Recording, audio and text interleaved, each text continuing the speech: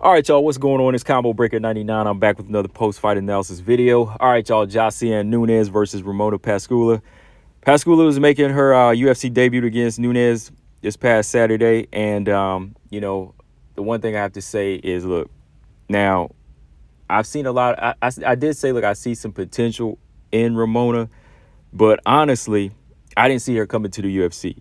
I saw some potential in her as far as like maybe going to 155, just because I seen her size, and maybe going to 155 in the PFL.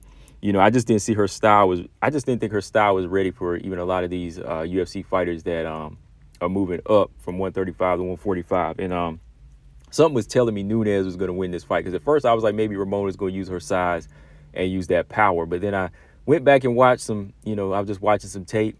I just watching some more tape of Nunes and looking at her performance even last time out.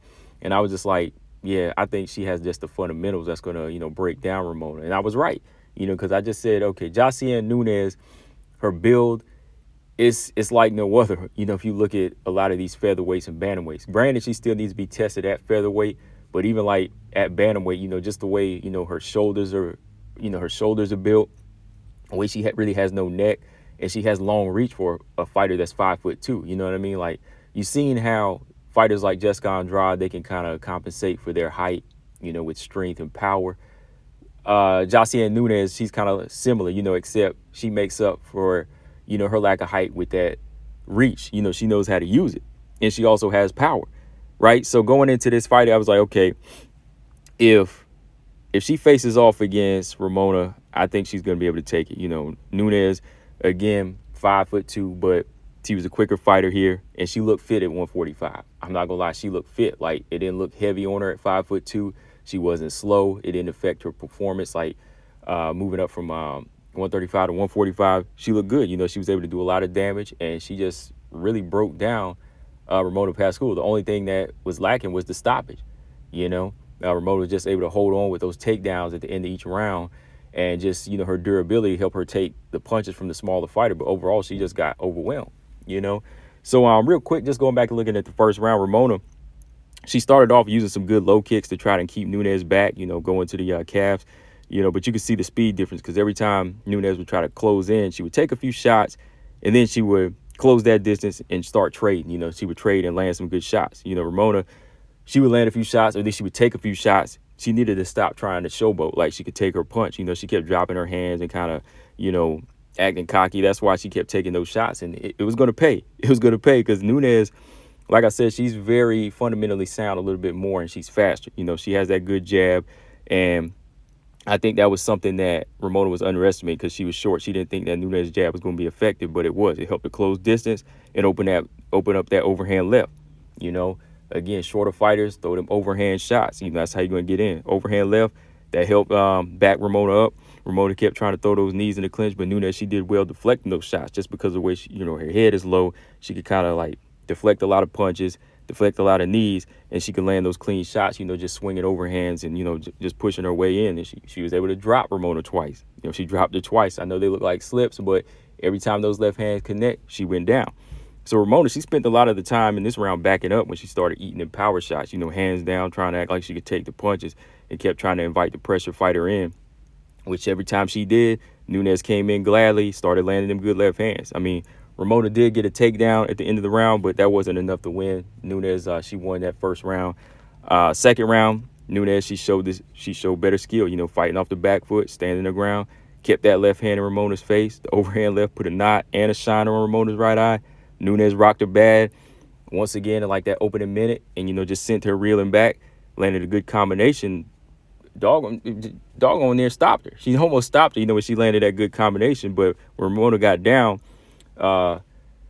Nunes was able to get on the back and just land some good ground and pound there. She landed good ground and pound, but when they got back up, Ramona was trying to, just clear her head and trying to establish that distance. But again, the reach of Nunes, to me, it was just freakishly long here. She could just get those punches off, dip low, and not get hit clean. The only time Nunes was somewhat in trouble, I think, or not even trouble, was whenever she would get taken down. I just kind of showed you she needs to work on her takedown defense a little bit, but she did that going into the third round. She made that adjustment. So Ramona again scored another takedown, But I thought Nunes did well fighting off her back, just staying busy in a closed guard, just defending well, and landing some good good elbows off of her back. But the last round, Nunes, she controlled that distance, man. I mean, the shorter fighter here was boxing well from the outside, fighting behind the long jab and just keeping it as a range. She wasn't really like popping too many heavy jabs, just using it as a range so she could launch them left hands off. This round here, she was defending takedowns well, just playing the matador. She would just toss Ramona aside every time she would try to rush in. And then, just going straight in. Ramona lacking that speed and defense, she was just getting picked apart. She's just going straight in and fighting behind Josiane Nunes, not using the jab at all. Like, that just shows you, like, the lack of fundamentals that Ramona had. That's why I said if she was going to this UFC level, you're going to see what she needs to work on and what she doesn't have. That's why I said she shouldn't have signed to the UFC so fast, try to get in here and take on some of these, faster fighters like this, because she just got picked apart, didn't really know how to use her size to her advantage. Once again, though, I mean, at the end of the round, she got another takedown, but that wasn't much. It was just like a last-minute thing just to try to, go for that last Hail Mary. But Josiane Nunes, clean sweep, 3-0. A couple knockdowns in the first round, dictated the pace with her power, just overall good boxing and pressure. And, Josiane Nunes just wasn't ready for this. She was just completely outgunned. But, yeah, moving forward here, Josiane Nunes, she looks like a beast. Yeah, definitely looks like a beast. Got that power. Now, I don't know as far as, like, how she'll fare against fighters like Norma Dumont or even Macy Chiasson at 145. But she definitely shows some good skill. Like, if she wants to go back down to 135, I think she could fit in well there, just because, her build. I think it's unusual and it's awkward to some of these fighters how she can just pressure in.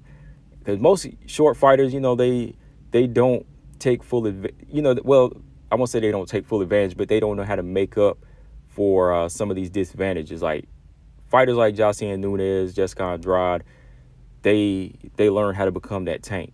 Josiane Nunes, she's learning how to be that tank. She makes up for her lack of height with the power and definitely has that reach. Like I said, she'll throw them overhand lefts on you and get her way in and just start working. And that's what you got to do. If you're the shorter fighter, once you close distance, it's time to just work in the pocket. Just keep landing until something, gets respect to that opponent, But as for Ramona Pascual, I don't know, man. I think, like I said, she probably shouldn't have taken this fight on short notice just to try to jump into the UFC. You're not ready for that. I seen her maybe getting few more fights in Invicta. That's where she should have stayed, like, I don't know, like 155, 145 range. Or, like I said, go to the PFL and fight some of those 1-0s and 0-0 fighters and try to work her way up there to that Kayla Harrison level, because PFL level is still different than the UFC level, and if you're not built for these type of faster fighters and these solid strikers, you're just going to continue to, fall behind. So, yeah, man, that's my thoughts on that fight. It was just a clean sweep for Josiane Nunes. I like to see her go back down to 135 and see what she can do there, just because that division is established and needs new blood. But when it comes down to the featherweight division, man, we'll see what's going to happen there. They still got a lot of fighters they could sign out there if they plan on doing anything with that division. But, yeah, guys, let me know in the comment section what y'all thought of the fight. Combo Breaker 99, I'm out. Subscribe. Peace.